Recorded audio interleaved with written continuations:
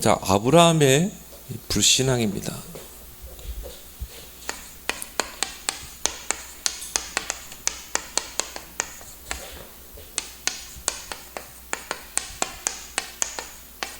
이 아브라함이 하나님께 분명한 언약과 약속을 받았는데 언약이 확실하지가 않았어요. 그래서 환경을 보고 이 불신앙에 속게 되죠. 우리도 마찬가지입니다.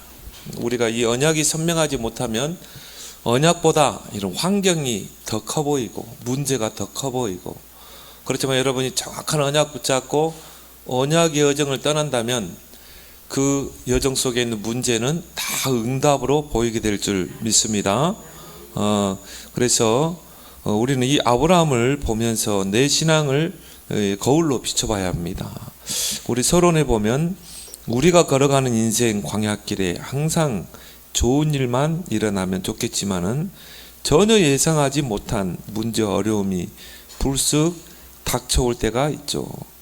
하나님은 그걸 통해서 또 우리의 그릇을 키우시고 때로는 그걸 통해 하나님의 언약을 이루는 하나의 과정이거든요.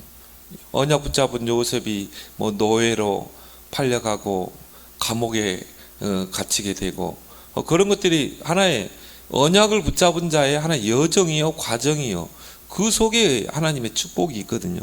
하나님은 또 그런 방법을 통해서 언약을 이루어 가시는 것입니다.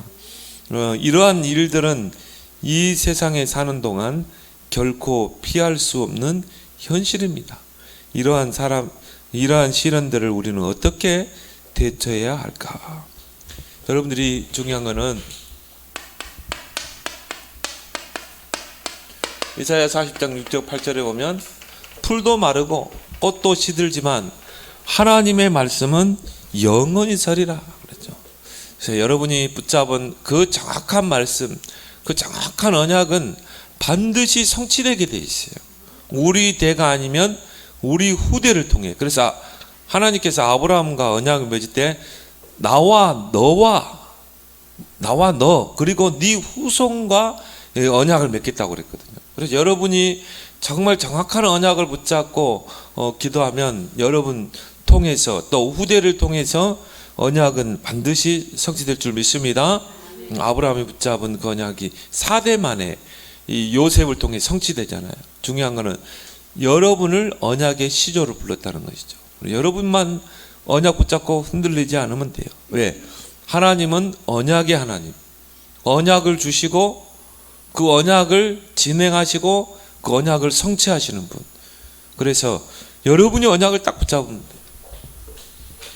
마태복음 5장 17절 18절 하나님 말씀의 1.1핵도 땅에 떨어지지 않고 성취된다. 그래서 저와 여러분들은 이제 언약 백성으로서 언약을 굳게 붙잡고 이제 이 광야길을 가는데, 이 광야길이 뭡니까? 하나의 언약의 여정이거든요. 이스라엘 백성의 그 광야길은 여정입니다. 근데 그 속에서 하나님의 계획을 보지 못하니까 원망과 불평이 나올 수밖에 없죠. 그래서 우리에게 일어나는 그런 모든 문제, 어려움, 이거는 다 뭐다? 과정이다. 언약이 이루어지는 성취된 하나의 과정으로서 하나의 그런 문제를 주시기도 하고, 우리를 문제 속에 두시기도 하고, 또 어려운 환경 속에 우리를 두시기도 하고, 그리고 또 우리가 이런 과정 속에서 만나는 사람 있잖아요. 때로는 좋은 사람도 있지만 우리를 힘들게 하는 사람도 있고, 보디발의 아내처럼 누명을 씌워서 요셉을 가둬버리잖아요. 그러니까 이런 것들이 다 하나의 뭡니까? 이 언약을 이루는 과정이에요. 여러분 주변에 나를 힘들게 하는 사람이 있다. 결국 뭡니까? 하나님은 언약 중심으로 일을 하시고 언약 백성 중심으로 일을 하는 줄 믿습니다. 우리가 한 편의 영화를 볼 때 그 영화에는 누가 있습니까? 주인공이 있잖아요. 그리고 나머지는 다 조연이요, 조연. 엑스트라, 나를 위해서, 나를 빛내기 위해서 내 주변에 있는 사람들이 있는 것입니다. 주인공이 나중에 실패합니까? 결국은 이 해피엔딩으로 끝나잖아요. 그래서 여러분이 이 언약의 그 드라마 속의 주인공이라는 거예요. 하나님이 아브라함 중심으로 모든 걸 움직이잖아요. 그래서 내 때로는 나를 힘들게 하는 사람도 있고 나를 돕는 사람도 있고 이게 다 하나님이 합력해 선을 줄 믿습니다. 그 위드 임마누엘 오네스 아닙니까? 언약 가진 자와 함께 하신다. 또 우리와 함께 하신다. 임마누엘. 모든 걸 합력해 선을 이루신다. 그래서 여러분은 이 언약의 흐름만 잘 따라가야 돼요. 언약의 흐름을 놓치지 않아야 돼요. 그래서 하나님이 아브라함과 언약을 딱 맺잖아요. 본토 진짜 아비 집을 떠나 내가 지시할 땅으로 가라. 장대케 할 것이다. 언약을 딱 줬거든요. 그러면 이제 뭡니까? 이 언약의 흐름만 딱 따라가면 되거든요. 그래서 여러분이 이 흐름을 놓치지 않고 그 흐름을 잘 보고 가게 되면 이 언약이요 이제 뭡니까? 발전하게 되고 언약이 구체화되고 그리고 언약이 실제화되는 것입니다. 처음에는 언약이 희미하게 내게 보였지만 아브라함이 처음에는 사실적으로 이 언약이 내게 선명하게 와닿지 않았거든요. 그래서 어떻게 합니까? 아버지가 형이 그거를 아브라함의 발목을 잡았고 또 그 아버지도 발목을 잡았잖아요. 그런 거를 과감하게 뿌리치고 와야 되거든요. 근데 아브라함이 주저주저 했잖아요. 오늘 본문에도 마찬가지죠. 그런 과정을 통해 이게 실제화된 때가 언제입니까? 창세기 22장. 이때는 아브라함에게 이 언약이 선명하게 딱 다가왔어요. 그러니까 시험 하나님께서 독자 이삭을 번제로 드리라. 아브라함은요 하나 의심하지 않았어요. 그리고 모리아산을 향해서 가잖아요. 그래서 언약의 시간표를 잘 봐야 된다.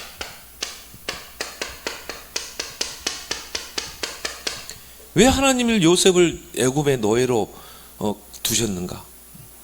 꿈을 통해 언약을 확실하게 확인시켰다면은 일사천리로 그 언약을 이루어 가야 되는데 왜 하나님이 그 보디바라 집에 노예로 팔리게 하고 왜 감옥에 가둔가? 우리는 그렇게 생각할 수 있죠. 우리는 이 언약의 둯대를 맞추고 막 달려가야 되는데 왜 이 언약이 지연될까? 요셉이 감옥에 갇히잖아요. 그렇게 생각할 수 있잖아요. 그러면 이제 우리가 원망할 수 있죠. 그런데 이게 다 시간표라는 거예요. 그래서 노예로 있으면서 요셉이 거기서 중요한 경제를 배우게 돼요. 감옥에 있으면서 정치를 배우게 돼요. 애굽의 고급 총리는 30세가 돼야 이 공무원이 될 수 있어요. 그래서 요셉의 나이 30세 때 이제 바로 왕이 꿈을 해석하게 되고 왕 앞에 서게 되죠. 그래서 우리는 시계를 만들 수 있지만 시간을 만들 수 없어요.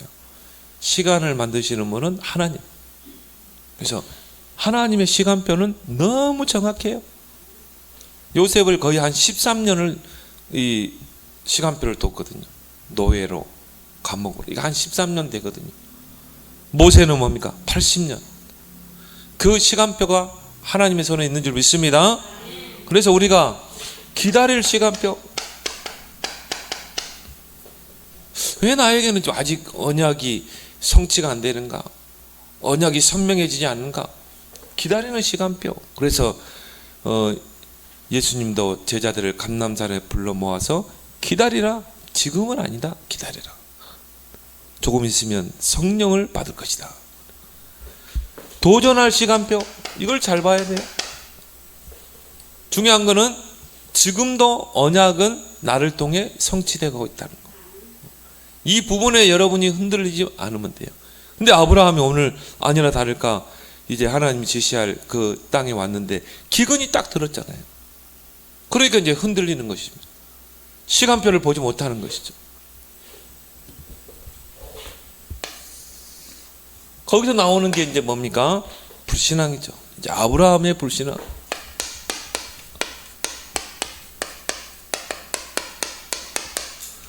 그걸 뭘 말합니까?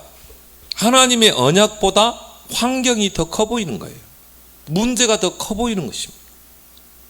문제보다 언약이 더 커지면 어떻게 됩니까? 진짜 기도하면서 거기서 힘든 환경이지만 정말 기도하면서 하나님을 바라보고 간구하면 하나님이 도우시거든요. 도우시는 하나님 아니겠습니까? 하나님이 어떤 방법으로라도 아브라함을 그걸 통해서 우리를 또 시험하기도 하고요. 그런데 아브라함에게 이 언약보다 환경이 더 커 보인 거예요. 그렇게 해서 어떻게 해요? 애굽으로 내려가잖아요. 그래서 오늘 12장 10절에 보니까 그 땅에 기근이 들었으므로 아브라함이 애굽에 거주하려고 그리로 내려갔으니 이는 그 땅에 기근이 심하였더라. 여러분은 언약 붙잡은 여러분은 환경에 속지 말기 바랍니다. 우리 앞에 문제, 환경, 상황 절대 속으면 안 돼요. 또다시 이야기하지만 하나님은 언약 중심으로 모든 일을 행하신다. 언약 백성 중심으로 모든 일을 행하신다. 여러분은 언약의 주인공이다.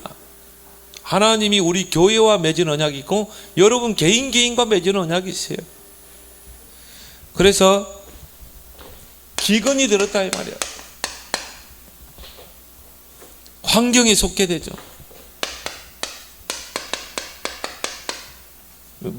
언약보다 환경이 더 커 보이는 거예요. 불일치죠. 말씀과 환경이 일치가 돼야 되는데 일치가 안 될 때가 많잖아요. 예배 때 말씀을 들으면 아멘, 그래 성취될 거야. 근데 막상 우리가 현장에 와보면요, 현실은 어렵거든요. 여기서 이제 많이 속게 되는 것입니다. 하나님 말씀은 이렇게 이야기했는데 왜 나의 현실은 이렇게 어려운가? 말씀과 나의 현실이 일치가 안 되는 것 같아요. 이제 이러다 보니까 이제 뭡니까? 이 말씀과 현실이 맞지 않다 보니까 거기서 나오는 게 뭐예요? 원망, 불평,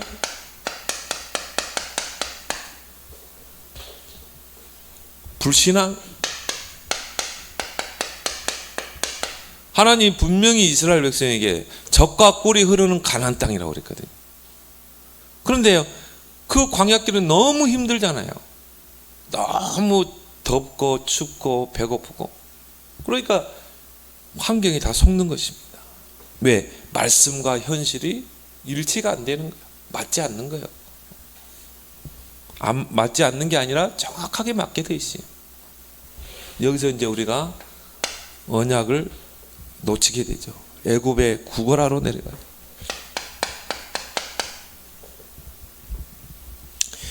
언약보다 현실 문제가 더 커 보인 것입니다.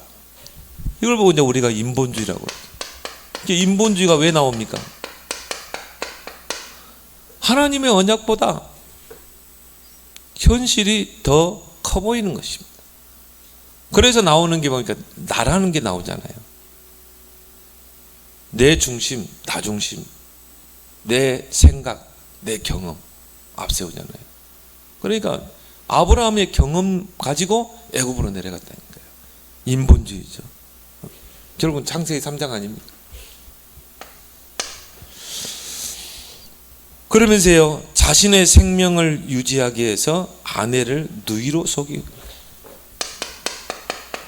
굉장히 위험한 것이죠. 하나님 보실 때는요, 기뻐하지 않는 행동을 한 것입니다. 자기의 생명을 유지하기 위해서 아내를 누이로 속인 거예요. 11절부터 15절을 보면. 근데 중요한 거는 여기 보니까 애굽에 가까이 이르렀을 때 그랬거든요. 이제 사례를 데리고 애굽을 향해 가는데 애굽에 가까이 이르렀을 때 이제 그거를 제안을 하잖아요. 아내에게. 그래서 오늘 11절에 그가 애굽에 가까이 이르렀을 때 그의 아내 사라에게 말하되 내가 알기에 그녀는 아름다운 여인이라 애굽 사람이 그대 볼 때에 이르기를 그의 아내라 하여 나는 죽이고 그대는 살리니 원하건대 그대는 나의 누이라 하라. 그러면 내가 그대로 말미암아 안전하고 내 목숨이 그대로 말미암아 보존되리라. 마누라야 뺏기든 말든 내 생명 유지하기 위해서 아내에게 그걸 제안한 거예요. 당신 때문에 내 생명을 유지하게 돼요. 저는 이걸 보면서 아브라함이 그 가나안 땅에서부터 애굽까지 가는 길에요, 계속 그 생각만 했을 것 같아요. 내가 저 애굽에 가면 바로 왕이 있을 텐데 어떻게 하면 생명을 유지할까? 어떻게 하면 생명을 유지하고 내가 바로 왕 앞에 잘 보여가지고 그래도 구걸하고 살 수 있을까? 여러분은 생각을 많이 하지 말고 기도를 많이 하기 바랍니다. 생각을 많이 하면요, 엉뚱한 판단을 하게 된다니까요. 그러니까 전도자도 항상 이야기하잖아요. 생각을 많이 하지 말라. 기도를 많이 해라. 기도를 많이 하게 되면 정확한 성령의 인도를 받게 돼요. 근데 아브라함이 생각을 많이 한 거예요. 그래서 애굽에 가까이 왔을 때 그 아내에게 이 악한 제안을 하잖아요. 그래서 로마서 12장 3절에 보면요,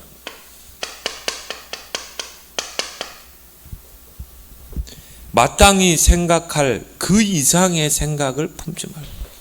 그 이상의 생각.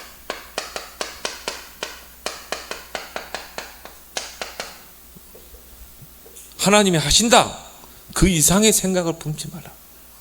그게 믿음이요 아멘인 줄 믿습니다. 믿음과 아멘으로 도전해야지.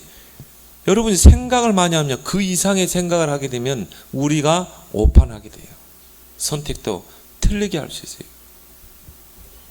그래서 하지 않아야 할 고생을 사서 하는 것입니다. 근데 이스라엘 백성이 광야길 가는 동안 또 생각을 많은 거야. 야, 이 광야길을 어떻게 가지? 이 거친 광야길을 어떻게 우리가 지나서 저 가나안 땅을 가져갈까? 생각. 그러니까 뭡니까? 고민, 걱정, 근심. 거기서 온망 불신앙이 다 나오게 되는 것입니다. 그래서 마땅히 생각할 그 이상의 생각을 품지 말라. 여러분은 훌륭한 생각, 그 이상을 생각을 품지 말아야 이 말이에요. 내 현실이 어려워도 내가 언약 붙잡고 기도하면 하나님이 도우신다. 하나님이 그 언약을 성취하신다. 이걸 통해서 하나님의 계획을 이루신다. 그 이상의 생각을 품지 말라.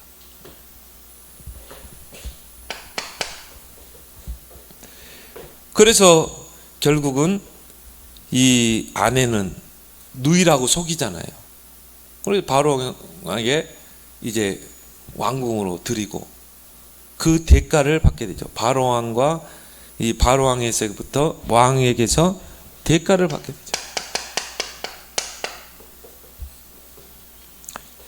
이게 바로 언약을 대적하는 악한 행동인 것입니다. 보세요. 자기 생명을 부지하기 위해서 자기 아내를 누이라 속이고, 그것 때문에 아내는 뺏기고, 또 자기는 거기에 대해서 또 대가를 받게 되고. 오늘 16절에 보니까 이에 바로가 그로 말미암아 아브라함을 후대함으로 아브라함이 양과 소와 노비와 암수 나귀와 낙타를 얻었더라. 그러니까 아브라함이 생각이 복잡했을 거야 아마. 근심 반, 또 저 때는 또 좋기도 하고, 일단 먹을 게 생겼잖아요. 근데 또 아내는 또 뺏기고, 그리고 막 온통 생각이 혼돈 속에 있을 거예요. 여러분이 기도하지 않으면 그렇게 됩니다. 여러분 문제를 앞에 두고, 여러분이 중요한 일을 앞에 두고 기도하지 않으면요, 온통 내 생각이 복잡해져요. 막 어떻게 해야 될지 막 판단이 안 서. 판단이 흐려져. 그래서요, 진짜 하나님 앞에 이 기도하는 시간을 우리가 가져야 돼요. 하나님과 소통하는 시간을 가져야 돼요.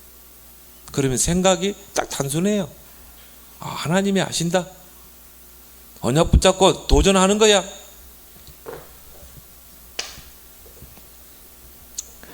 근데 하나님 보세요. 하나님은 언약 백성 중심으로 모든 걸 움직이죠. 그래서 바로왕과 그 집에 재앙을 내리죠. 보니까 큰 재앙을 내리죠.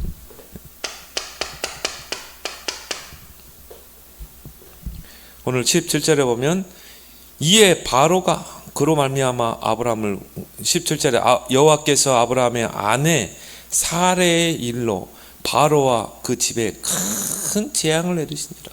큰 재앙. 아브라함은 어떻게 보면은 바로하고는 아무 잘못이 없잖아요.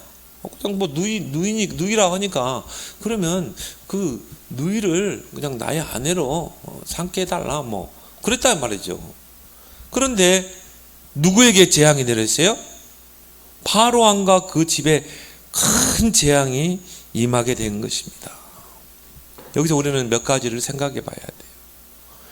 왜 이 세상에 재앙이 임합니까? 이 세상에 재앙이 임하는 건 누구 탓입니까? 불신자 탓 아닙니다. 바로 교회 탓이에요. 저와 여러분 탓이에요. 우리가 진짜 언약 붙잡고 정말 바른 믿음 생활을 해야 되는데 그게 안 되니까요. 세상에 재앙이 임하는 거예요. 그럼 그 재앙의 불통이 어디로 뛰어요? 우리에게 임하는 것입니다. 우리에게 불통이 임하는 거예요. 저 아프가니스탄 한번 보세요. 그죠? 거기에 뭐 3천, 4천 기독교인이 있다고 그러죠. 이게 불통이 우리에게 튀는 것입니다. 그렇게 해서 이제 바로 왕의 책망을 듣게 됩니다. 불신자의 책망을 듣는 거예요. 얼마나 부끄럽습니까? 불신자 우리를 왜 조롱합니까? 우리가 복음 안에서 바르게 믿음 생활하지 않기 때문에. 불신자가 신자를 책망한다니까요. 그것도 언약 백성을 책망하는 거예요.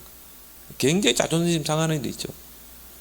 오늘 18절에 바로가 아브라함을 불러서 이르되 네가 어찌하여 이렇게 나에게 이렇게 행하였느냐. 어느 성경에 보면요, 막 화가 나가지고 막 바로 왕이 화가 나가지고 막 아브라함을 심하게 꾸짖었다 이렇게 어느 성경에 나오죠.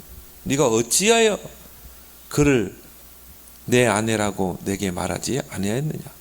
네가 어찌 그를 누이라 하여. 이 말에서 우리는요, 막 바로가 이렇게 막 화가 난 것을 볼 수 있잖아요.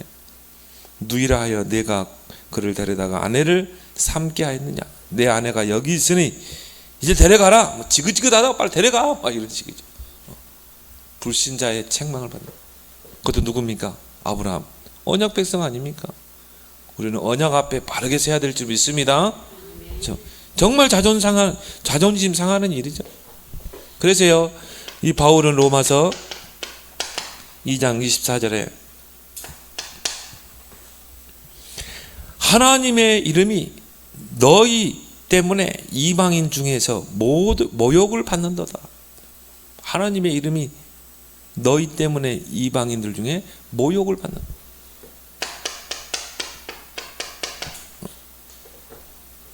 그래서 우리가 진짜 언약 안에서 우리는 바르게 언약의 흐름을 따라 우리는 언약의 자존심을 가지고 언약 백성의 자존심을 가지고 우리는 믿음 생활을 해야 될 줄 믿습니다. 왜냐, 불신자들이 다 보고 있다 이 말이에요. 그래서 우리는 언약 백성답게 하나님은 언약 백성 편이에요. 언약 백성과 함께 하신다 이 말이에요. 아브라함이 잘못했는데 아브라함에게 재앙을 내린 게 아니라 누구에게? 바로 왕에게 내려버리잖아요. 왜? 하나님의 언약을 붙잡은 자이기 때문에, 하나님의 언약을 이룰 자이기 때문에, 하나님은 언약 백성 중심으로 모든 걸 움직이기 때문에. 그래서 우리가 어떻게 보면요, 더 책임감이 강한 것입니다. 아브라함의 불신앙은 영원한 후회를 남게 돼요.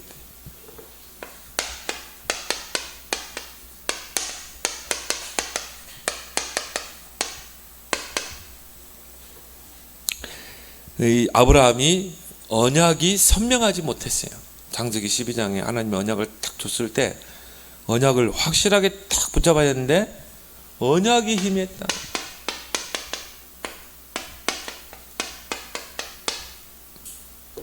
그러니까 뭡니까? 불신앙에, 인본주의에 자꾸 속게 되죠. 그래서 한마디로 뭡니까? 고생하는 것이죠. 하지 않아도 될 고생을 하게 되는 것이죠. 그래서 우리가 이 언약을 확실하게 붙잡아야 돼요. 그래서 우리가 영원한 언약, 그리스도, 시대적인 언약, 세계복, 그리고 우리는 강단의 언약, 이걸 확실하게 붙잡고 언약의 여정을 따라야 돼. 흐름을 놓치지 않아야 돼. 이 불신자의 조롱과 책망을 받게 돼요.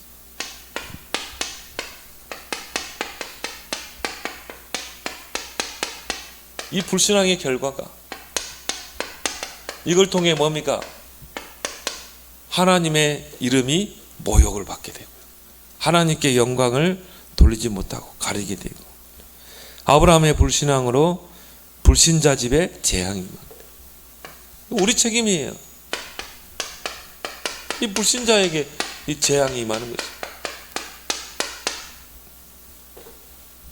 정말 일어나 빛을 발해야 될 우리가. 아브라함이 어떤 존재입니까? 창세기 12장 3절에 보니까요, 복의 근원이라고 했잖아요. 너를 축복하는 자 축복하고 너를 저주하는 자 저주하겠다. 얼마나 큰 축복입니까? 너를 축복한 자가 누굽니까? 언약 백성을 축복하는 자 축복하고, 언약 백성을 저주하면 저주한다. 너는 복의 근원이 될지라. 그런데요, 오히려 그게 이 언약 백성 때문에 불신자에게 재앙이 임해버린다 이 말이에요.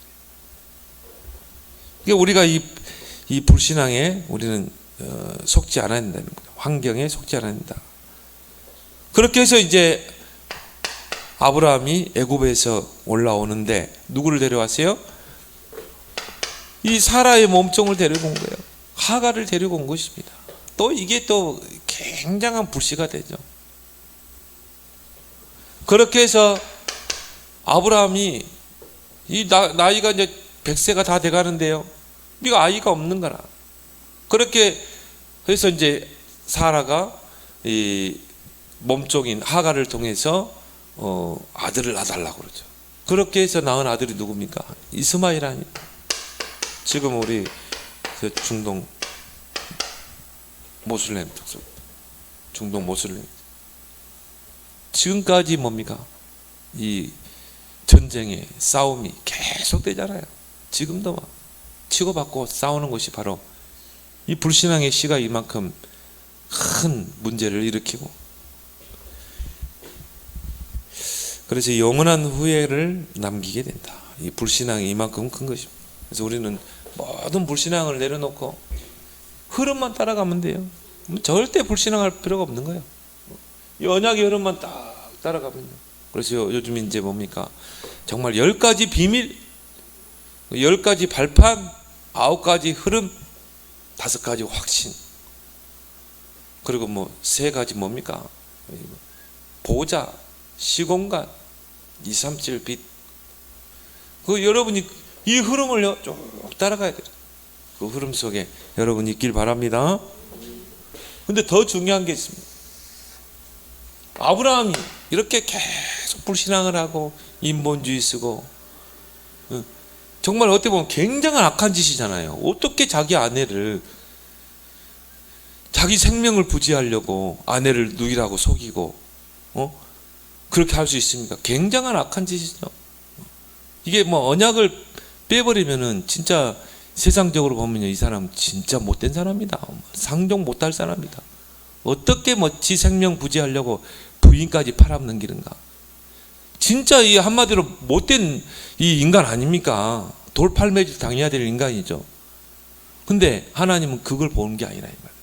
아브라함이 붙잡은 그 언약을 보시는 것입니다. 그래서 언약 백성을 끝까지 지키시는 하나님.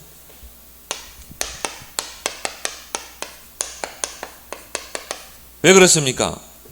언약의 당사자가 하나님이기 때문에 그래요. 그리고 그 언약을 이루시는 분도 하나님이기 때문에 그래요. 그래서 민수기 13장 19절에 보면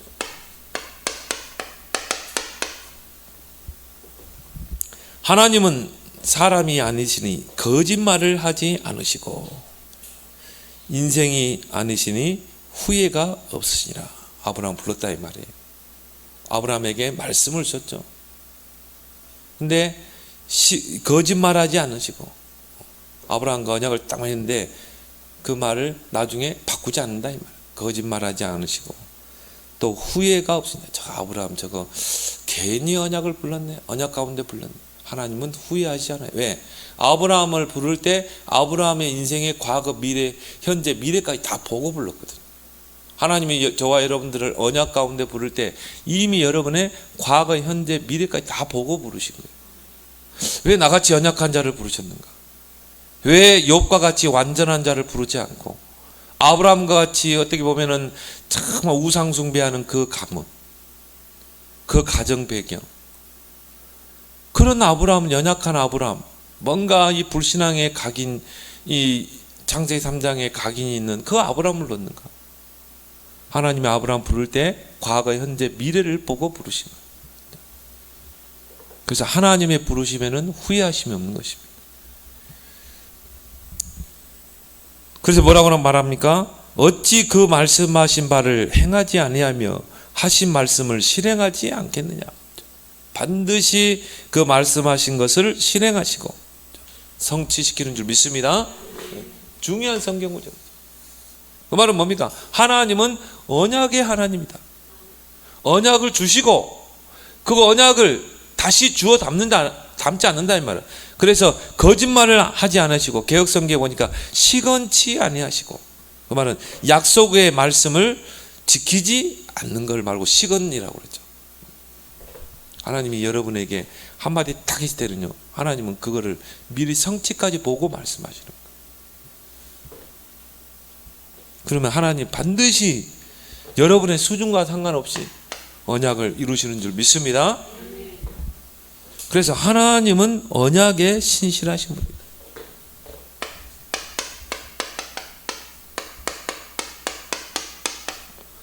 언약에 신실하신 하나님. 시편 89편 3절에 보면 나는 내가 택한 자와 언약을 맺으며, 누구와 언약을 맺어요? 하나님이 택한 자. 하나님이 택한 자, 하나님이 지명해서 부른 자.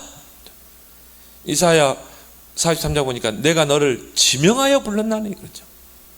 너는 내 것이라 그랬잖아요. 하나님이 저와 여러분들을 지명해서 불렀다 이 말이에요. 언약 가운데. 여러분이 이 애뜸교회 이 공동체에 온 게요, 그냥 온 게 아니라 이 말이에요. 지명해서 언약 가운데 이 공동체 안에 부른 줄 믿습니다. 그걸 모르게 되면요, 응답을 놓치게 돼요.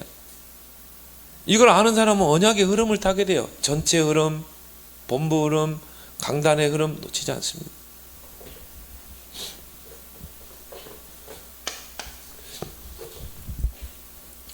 창세기 13장 14절, 창세기 28장에 보니까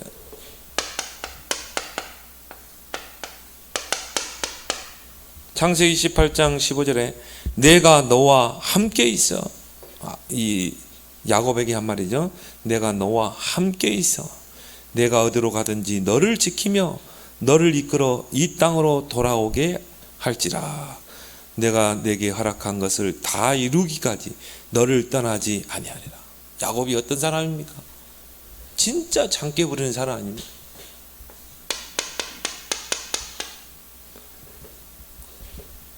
장자의 명분을 살려고 어떻게 했어요? 형을 팥죽 한 그릇으로 속이잖아요.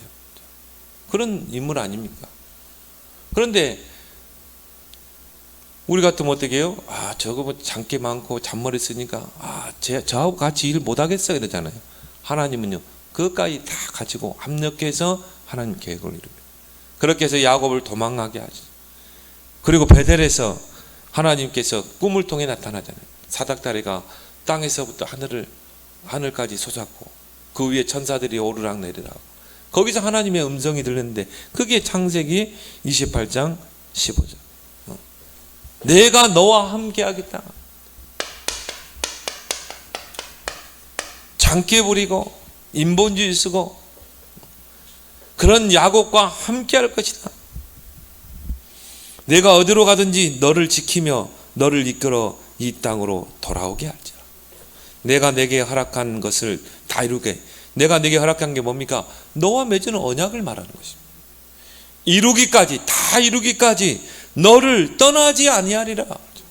참 하나님은요, 진짜 언약이 신실하신 분. 하나님 진짜 언약 백성 중심으로 모든 걸 행하신다니까요. 근데 이걸 빨리 깨달으면요, 고생 안 하는데 우리가 그걸 이제 못 깨달고 언약이 희미해지고 자꾸 우리가 인본주의 쓰고 불신앙하니까 괜히 고생을 하게 되는 거죠. 그러면 하나님 그 사람을 또 버립니까? 아닙니다. 그걸 그렇게 다시 깨닫게 해가지고 다시 또 언약을 붙잡게 하고. 그런 의미에서 언약의 모든 주체는 하나님이시라. 하나님이 나와 함께 하셔서 그 언약을 이루는 거예요. 이게 모세가 이걸 몰랐어요. 그래서 내가 누구간데 바로 왕의 앞에 갑니까? 보낼 만한 사람을 보내십시오. 자꾸 핑계를 대죠. 하나님 간단하게 했잖아요. 내가 너와 함께 하겠다. 내가 너와 함께해서 그 일을 하겠다는 거예요. 근데 모세가 착각한 거죠. 나는 연약하고 노인이고. 속지 말기 바랍니다. 내 연약함과 아무 상관이 없어요. 하나님의 언약을 성취하는 것은.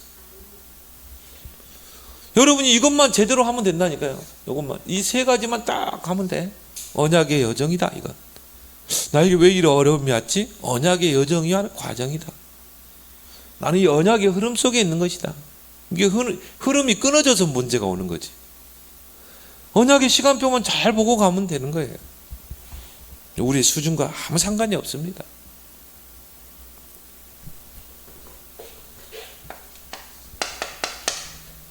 신명기 31장 6절 8절에 보니까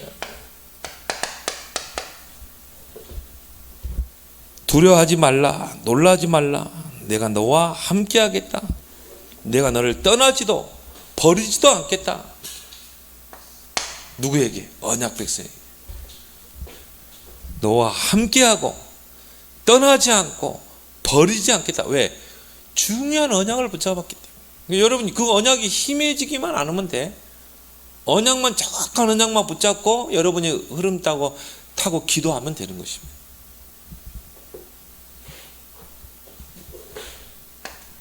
그래서 이 아브라함과 맺은 언약이 뭡니까?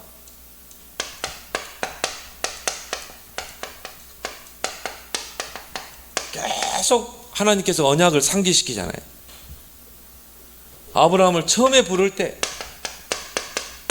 너는 본토 친척 아비 집을 떠나 내가 네게 지시할 땅으로 가라. 내가 너를 창대케 하리니 너는 복의 근원이 될지라. 처음에 주신 언약 아닙니까? 아브라함 불러서. 그런데 가나안 땅에 와서 기근 드니까 애굽으로 또 내려가고 그렇게 다시 또 올라오죠. 그리고 또 여호와를 위해 단을 쌓죠.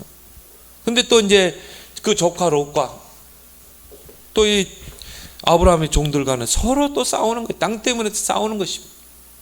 그때 하나님이요. 하나님 뜻을 깨닫게 되죠. 욥을 떠나보내는 거구나. 근데 욥을 떠나보낸 후에 너는 눈을 들어 동서남북을 바라보라. 종과 행을 거닐어보라. 너와 내 자손에게 영원히 주리라. 또 언약을 상기시키죠. 근데 아브라함이 잘했던 게 뭡니까? 그때마다 자신을 갱신하는 단을 쌓았더라. 여호와를 위하여 단을 쌓았더라. 그래서 여러분이 예배에 성공하길 바랍니다. 우리가 때로는 언약이 힘해질 수 있어요. 또 언약을 놓칠 수 있어요. 왜? 이 연약한 인간인지라. 그때마다 또 갱신하고. 또 창세기 17장에 하나님이 아브라함과 언약을 맺는 부분이 또 나옵니다. 창세기 17장 6절 7절에 보니까 여기 더 중요한 이야기겠죠. 내가 내 언약을 너와 너 및 내 대대 후손 사이에 세워서 영원한 언약을 삼고 너와 내 후손의 하나님이 되리라. 너와 맺은 언약, 또 나와 너의 대대 후손 사이에 맺은 언약이라 이 말이에요. 그래서 아브라함을 통해서 그 육신의 후손을 통해 이스라엘이라는 한 민족을 이루게 되고 영적으로는 누굽니까? 그리스도가 오셨다 이 말이에요. 어떻게 보면 영적인 후손은 그리스도죠. 그 그리스도를 통해 뭡니까? 하늘의 별과 같이 바다의 모래와 같이 큰 민족을 이루라. 세계 복음화. 그래서 아브라함에게 주신 언약은 두 가지예요. 그리스도, 세계 복음. 지금도 똑같습니다. 여러분 두 가지 언약만 딱 붙잡으면 돼. 그리스도, 세계 복음. 나는 세계 복음화 때문에 나는 이 땅에 사는 것이다. 내가 돈 버는 목적도 세계 복음화.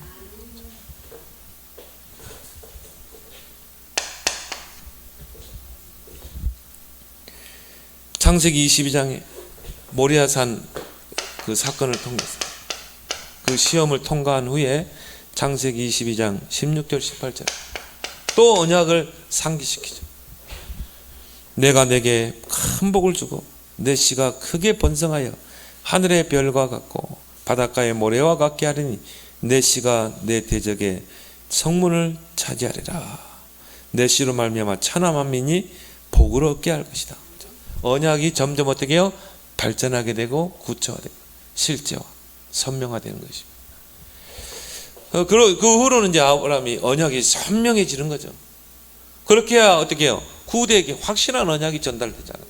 여러분이 확실한 언약을 붙잡고 이제 후대에게 전달하는 것입니다.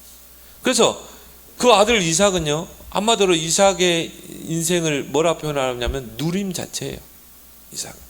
뭐 하는 일마다 100년의 축복, 창대케 되고 거부가 되고 부자가 되고 하는 일마다 여러분이 진짜 언약, 선명한 언약을 붙잡고 기도하고 후대에게 전달할 때 하나님이 후대를 축복할 줄 믿습니다. 우리 사모하고도 그런 이야기 했죠. 야, 진짜 하나님이 언약 가진 자를 후대를 축복하신다는 거. 둘이 이제 이야기를 했는데 진짜 그렇습니다. 여러분이 확실하게 언약 붙잡으면 여러분 후대를 통해 하나님 축복하셔요. 그래서 하나님께서 개입하게 되죠. 이 바로왕과 아브라함 사이에.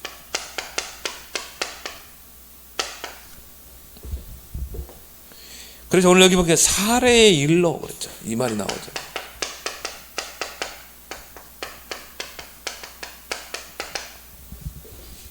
오늘 17장 15절 16절에 보니까 오늘 어디입니까? 12장에 보면은 사례의 일로 말미암아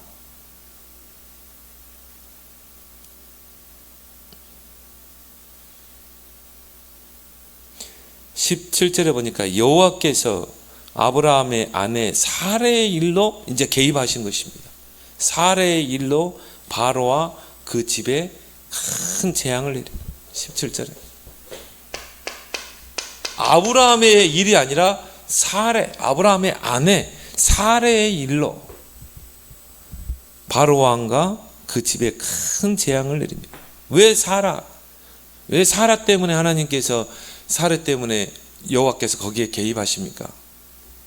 이 사례는 나중에 사라로 이름이 바뀌게 되죠. 하나님께서 계명을 하게 됩니다. 사례를 사라로 바꾸라. 오늘 창세기 17장 15절 17절에 보니까 그 이름이 뜻이 뭡니까? 열국의 어미. 이런 뜻이에요.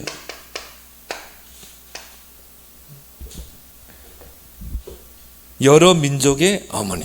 또 개혁성경에 나왔죠. 열국의 어미, 여러 민족의 어머니. 그 말은 뭔 말합니까? 그 사례가 어떻게 보면 출산하게 되잖아요. 사례를 통해 출산하게 되고 결국은 이제 먼 훗날에 또 여자의 후손을 통해서 그리스도가 오실 것이다. 그러면 결국은 이 뭡니까? 임신을 하고 결국은 출산하는 건 누구의 몫이에요? 여자의 몫이거든요. 남자는 언약을 붙잡은 거고. 그럼 얼마나 여자가 중요합니까? 근데 이 여자가 지금 바로 왕에게 뺏겨버렸다 이 말이에요. 하나님이 그걸 가만히 두겠어요? 아니죠. 개입할 수밖에 없죠. 아브라함은 그 그리스도의 계보를 이을 중요한 여자잖아요. 하나님이 그걸 그냥 두시겠냐 이 말이에요. 바로 왕에게 시집가게 만드시겠냐 이 말이에요. 그 밤에 하나님이 개입하신 것입니다. 사례의 일로 그렇죠. 그래서 바로와 그 집에 재앙을 내리니라. 하나님은요 언약에 반대되면요 하나님은 이 개입을 하십니다. 그래서 언약에 반대되는 자, 언약을 거스르는 자, 하나님이 가차없이 바로왕은요 하나님이 살려주셨어요. 제거해버리죠.